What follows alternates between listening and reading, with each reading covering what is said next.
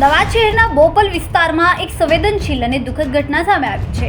17 વર્ષની નાબાલિગ બાળકી સાથે અયોગ્ય વર્તન થતા તેના પિતા દ્વારા બોપલ પોલીસ સ્ટેશનમાં પોક્સો એક્ટ હેઠળ ગુનો નોંધવામાં આવ્યો હતો। સંવેદનશીલ આ મામલે પોલીસ વિભાગે ત્વરિત પગલાં લેતા ગણતરીના કલાકોમાં જ આરોપીની ઓળખ કરીને તેની ધરપકડ કરી છે। સમગ્ર કાર્યવાહી માનનીય પોલીસ મહાનિરીક્ષક શ્રી વિધિ ચૌધરી, પોલીસ અધિક્ષક શ્રી ઓમ પ્રકાશ જાટ અને નાયબ પોલીસ અધિક્ષક શ્રીમતી નીલમ ગોસ્વામીના માર્ગદર્શન હેઠળ હાથ ધરવામાં આવી હતી। ફરિયાદી મુજબ બાળકીના પિતા રોજિંદી મજૂરી માટે સોસાયટીમાં જાય છે અને પોતાની દીકરીને સાથે રાખતા હતા, પણ દુર્ભાગ્યવશ ત્યાં કામ કરતા એક વ્યક્તિએ જે કે સિક્યુરિટી ગાર્ડ તરીકે ફરજ બજાવતો હતો, બાળકી સાથે દુષ્કર્મ આચર્યું હોવાની ફરિયાદ છે। આરોપીની ઓળખ કર્યા બાદ બોપલ પોલીસના પીઆઈ એપી ચૌધરી અને તેમની ટીમે આરોપીની હાલચાલ તથા સીસીટીવી ફૂટેજના આધારે શોધખોળ શરૂ કરી અને થોડી જ વારમાં આરોપી વિનોદ રામહરી જાટવ રહે સરખેજ અમદાવાદને ઝડપી પાડ્યો હતો। આરોપી હાલમાં ગ્લોબલ વિઝન સિક્યુરિટી સર્વિસીસમાં નોકરી કરતો હતો અને મૂળ રાજસ્થાનના ભરતપુર જિલ્લાનો નિવાસી છે। હવે આરોપી વિરુદ્ધ ભારતીય ન્યાય સંહિતા તથા પોક્સો એક્ટ હેઠળ કાયદેસરની કાર્યવાહી ચાલી રહી છે। પોલીસે વધુ તપાસમાં જોગવાઈ મુજબ પુરાવા ભેગા કરી રહી છે। આજરોજ અમદાવાદ ગ્રામ્ય જિલ્લાના બોપલ પોલીસ સ્ટેશન વિસ્તારમાં એક ફ્લેટની સ્કીમ આવેલી છે, જ્યાં એક 17 વર્ષની બાળા પર બળાત્કાર અને તેની સાથે પોક્સો મુજબનો બનાવ બનેલો છે। આ સમગ્ર બનાવની હકીકત એવી છે, રાજસ્થાનના ડુંગરપુરના રહેવાસી એક મહિલા તેના બાળકો સાથે અહીંયા કામકાજ અર્થે ગુજરાતના સરખેજ વિસ્તારમાં રહેતા હતા। તે દરમિયાન ત્યાં ફ્લેટની સ્કીમમાં કચરા પોતા અને ઘરકાઠી તરીકે કામ કરતા હતા અને તેમની જે સૌથી મોટી દીકરી છે તે આશરે 17 વર્ષની ઉંમરની છે, તે તેમની સાથે કામ માટે ત્યાં જતી હતી। આજે તેની માતાને મોડું થાય એમ હતું, તેથી તેની દીકરી થોડી વહેલી ગયેલી હતી। આ દરમિયાનમાં એ જ ફ્લેટની સ્કીમમાં સિક્યુરિટી ગાર્ડ તરીકે ફરજ બજાવતા વિનોદ જાટવ કરીને છે, તે તેનો પીછો કરે છે।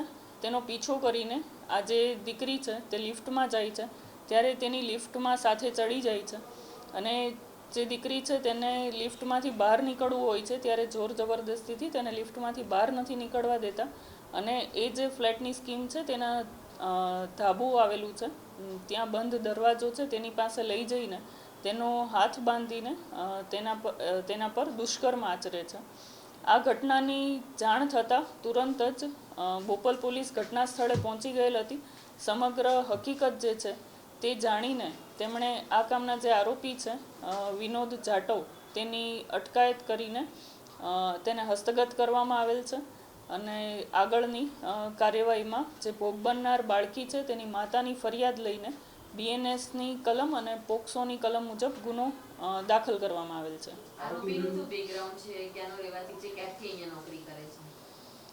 આ જે આરોપી છે વિનોદ જાટવ એ 22 વર્ષની ઉંમરનો છે અને મૂળ ભરતપુર રાજસ્થાનના રહેવાસી છે।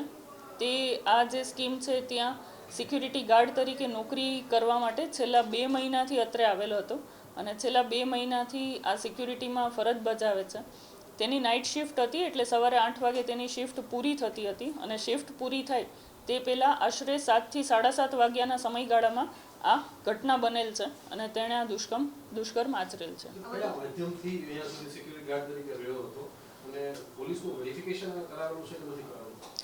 તે આના પહેલાં અગાઉ ત્યાં રાજસ્થાનથી સિક્યુરિટીની નોકરી કરવા માટે અત્રે ગુજરાત ખાતે આવેલો હતો અને તેમણે આ જે સિક્યુરિટી એજન્સી છે તેનો સંપર્ક કરીને સિક્યુરિટીમાં રહેવા માટે અપ્રોચ કરેલો હતો। ત્યારબાદ તે તેના ડોક્યુમેન્ટ્સને એવું લઈને પરત ગયેલો હતો। ત્યારબાદ તે છેલ્લા 2 મહિના પહેલાં સિક્યુરિટીમાં નોકરીએ લાગેલ અને જે સિક્યુરિટીની એજન્સી છે તેના દ્વારા લોકલ પોલીસ સ્ટેશન ખાતે તેનું વેરિફિકેશન કરાવવામાં આવેલ હતું। આરોપીએ પોતાનો જે ચહેરો બદલી નાખ્યો હતો, ઓળખ બદલી હતી અને સાથે તે ગુજરાત છોડી અથવા અમદાવાદ છોડી ફરાર થવાની પણ તૈયારીમાં હતો, જ્યારે પોલીસ તેની પાસે પહોંચી। શું વિગત? આ જે આરોપી છે તેણે તેનું સિક્યુરિટી ગાર્ડ તરીકે નોકરીએ લાગ્યો તે પહેલાં તેનું વેરિફિકેશન થયેલું હતું અને તેમાં એણે પાસપોર્ટ સાઇઝનું ફોટોગ્રાફને તેવું આપેલું હતું, પરંતુ જ્યારે આરોપીને અમે હસ્તગત કરેલો તે દરમિયાન તેને એના માથાના વાળ અને મૂછો, દાઢી વગેરે હટાવેલા હતા, જેથી તે બાબતે તેની પૂછપરછ કરતાં તેણે ગઈકાલે રાત્રે જ આ વાળ કઢાવ્યા છે તેવી વિગત જાણવામાં મળેલ છે અને આ જે આરોપી છે આ દુષ્કર્મની ઘટના આચરી ત્યારબાદ તે સ્કીમ ખાતેથી પોતાના રૂમ પર જતો રહેલ હતો। તાત્કાલિક પોલીસને જાણ થતાં બોપલ પોલીસ ત્યાં પહોંચી ગયેલ તેના રૂમ પર. એમના જે સિક્યુરિટીના મેનેજર છે તેના દ્વારા સમગ્ર હકીકત જાણીને તેના રૂમની માહિતી મેળવીને તાત્કાલિક ત્યાં પહોંચી ગયેલ અને એને હસ્તગત કરવામાં આવેલ છે. સવારથી પ્રેસમાં હતો કે નહોતો પૂર્વ આયોજિત એનું કાવતરું માની શકાય ખરા? પોલીસ કે તૈયારી પર તપાસ કરે? હાલમાં સમગ્ર બાબતે તપાસ ચાલી રહી છે, પરંતુ જ્યારે ફ્લેટના જે સીસીટીવી જોતા આ બનાવ બન્યો તે દરમિયાન તેણે સિક્યુરિટીનો જે એનો યુનિફોર્મ છે તે પહેરેલો ન હતો અને અગાઉથી જ તેણે નક્કી કરેલું હતું કે પૂર્વ આયોજિત તેનું કાવતરું હતું કે કેમ તે બાબતે હાલ તપાસ ચાલી રહી છે. સર, આરોપીને સજા થઈ તે માટેથી પુરાવા એકત્રિત કરવાની કઈ કઈ પદ્ધતિઓ, કઈ સાયન્ટિફિક પુરાવા એકત્રિત કરવું, કયા પ્રકારના પુરાવા કરવું? સૌપ્રથમ તો આ ઘટનાની જાણ થતાં જ ક્રાઇમ સીન મેનેજરને જાણ કરીને ક્રાઇમ સીનને પ્રિઝર્વ કરવામાં આવેલ છે. ત્યારબાદ ભોગ બનનારને મેડિકલ માટે મોકલી આપવામાં આવેલ છે, જેમાં તેની સાથે જે કાંઈ પણ બનાવ બનેલો છે તેના સમગ્ર જે કાંઈ મેડિકલ અંગેના પુરાવાઓ છે તે લેવામાં આવશે. ત્યારબાદ તેના જે બનાવ સમયે ભોગ બનનાર અને આરોપી છે તેમણે જે કોઈ કપડાં પહેરેલા છે તે કપડાની તપાસણી કરવામાં આવશે. આ સિવાય જેટલા પણ સાયન્ટિફિક પુરાવાઓ છે તેમની ત્યાં હાજરી પ્રસ્થાપિત કરવા માટેના સીસીટીવી ફૂટેજીસ છે અને તેમના જે લોકેશન્સ છે તે પુરાવા સ્વરૂપે લઈને આગળની તપાસ કરવામાં આવશે. Okay, thank you.